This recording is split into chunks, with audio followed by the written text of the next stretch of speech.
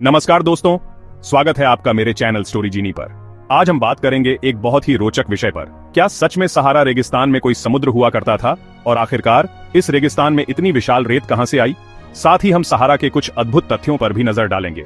Sahara desert, जो north Africa में फैला हुआ है, दुनिया का सबसे बड़ा गर्म रेगिस्तान है। इसके रूखे रूप के नीचे एक छिपा हुआ इतिहास है, एक ऐसा समय जब सहारा एक बहुत ही अलग जगह थी।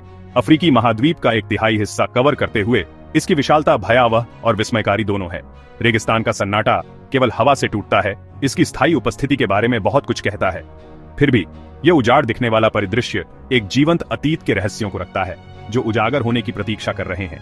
रेगिस्तान में बिखरी हुई प्राचीन रॉक कला उस समय की झलकियां प्रदान करती है जब मनुष्य इस शुष्क परिदृश्य में पनपते थे।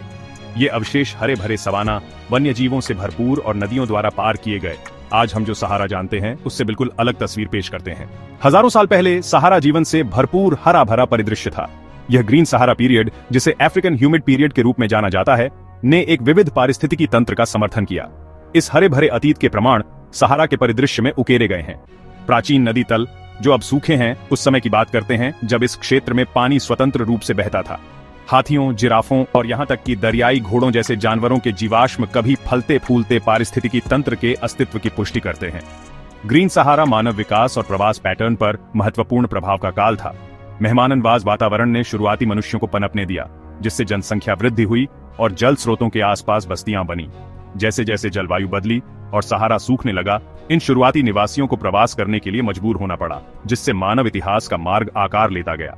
एक हरे भरे सहारा से लेकर आज हम जो रेगिस्तान जानते हैं, उसमें परिवर्तन एक क्रमिक प्रक्रिया थी जो हजारों वर्षों तक चली। सहारा, जैसा कि हम जानते हैं, आकार लेने लगा था। एक हरे भरे स्वर्ग से शुष्क रेगिस्तान में सहारा का परिवर्तन जलवायु परिवर्तन से प्रेरित था। पृथ्वी की कक्षीय विविधताओं के कारण उत्तरी अफ्रीका में वर्षा में कमी आई, जिससे सहारा की हरी भरी वनस्पतियों को बनाए रखने वाली नमी कम हो गई। जैसे जैसे वनस्पति आवरण कम होता गया, जमीन सूर्य की गर्मी के संपर्क में अधिक आ गई, जिससे वाष्पीकरण में वृद्धि हुई और मिट्टी और अधिक सूख गई। वायुमंडलीय परिसंचरण पैटर्न और भूवैज्ञानिक प्रक्रियाओं में परिवर्तन ने भी सहारा के मरुस्थलीकरण में योगदान दिया। कुछ क्षेत्रों में दूसरों की तुलना में अधिक तेजी से सूखापन का अनुभव हुआ, जिससे रेगिस्तान के भीतर अलग अलग पारिस्थितिक क्षेत्र बन गए। सहारा का परिवर्तन उस नाजुक संतुलन पर प्रकाश डालता है जो हमारे ग्रह पर जीवन को बनाए रखता है। सहारा डेजर्ट 9.2 मिलियन वर्ग किलोमीटर में फैला है, जो इसे दुनिया का सबसे बड़ा गर्म रेगिस्तान बनाता है। इसकी विशालता अटलांटिक महासागर से लाल सागर तक और भूमध्य सागर से साहेल क्षेत्र तक फैली हुई है। सहारा की जलवायु में दिन में भीषण गर्मी और रात में कड़ाके की ठंड पड़ती है।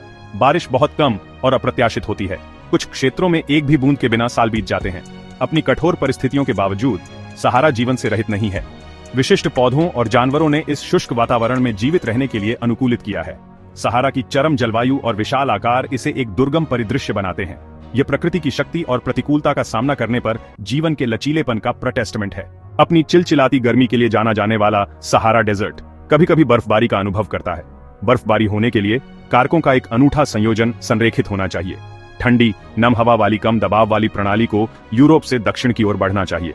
वर्षा को बर्फ के रूप में गिरने देने के लिए जमीन के पास की हवा असाधारण रूप से ठंडी होनी चाहिए। ठंडी हवा को ऊपर की ओर धकेलकर एटलस पर्वत इस घटना में महत्वपूर्ण भूमिका निभाते हैं। सहारा में बर्फबारी एक क्षणिक घटना है। आमतौर पर बर्फ 1 या 2 दिनों के भीतर पिघल जाती है। बर्फबारी की ये दुर्लभ घटनाएं कल्पना को पकड़ती हैं और हमें पृथ्वी की प्रणालियों की अंतः संबद्धता की याद दिलाती हैं।